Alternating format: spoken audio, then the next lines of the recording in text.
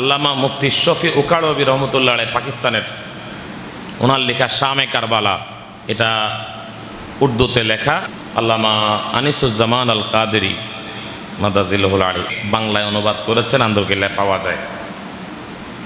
যখনই মাহে মুহররম আসে আমি অন্তত চেষ্টা করি শুরু থেকে শেষ পর্যন্ত এটাকে একবার রিভাইজ করার জন্য।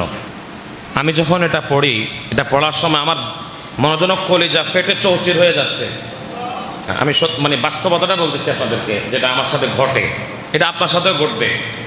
আপনি যদি ওইভাবে যদি রিয়েলাইজ করতে পারেন, আপনিও এটা বুঝতে পারবেন যে আমার ভিতরে কেন এই উৎপাতটা হয়। ভেঙ্গে চৌচির হয়ে যায় হৃদয়টা, কলিজা ফেটে মনে হয় আজকে এখনই মারা যাচ্ছে, এরকম একটা পরিবেশ তৈরি হয়ে যায়। আমি শুধু কান্না করতে থাকি। বিশেষ করে মাহে মুহররমে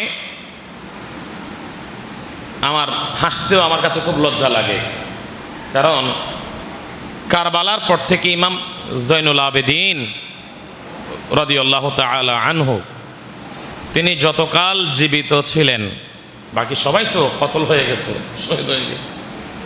ইমাম জৈনুল আবেদিন যতকাল জীবিত ছিলেন, পৃথিবীতে হায়াতে ছিলেন, এই কারবালার ঘটনার পর থেকে ওনার ইন্তেকাল পর্যন্ত উনি কোনোদিন হাসেন নাই। আল্লাহু আকবার।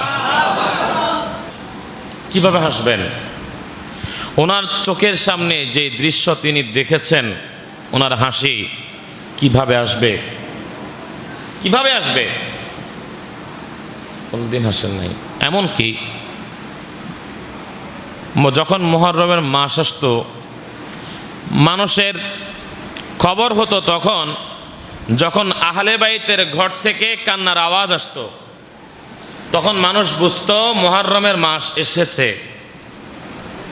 নবীজির আওলাদ রাসূল, যারা আওলাদ রাসূলরা মুহররমের মাস আসলে হু হু করে কান্না করতেন, মাহে মুহররম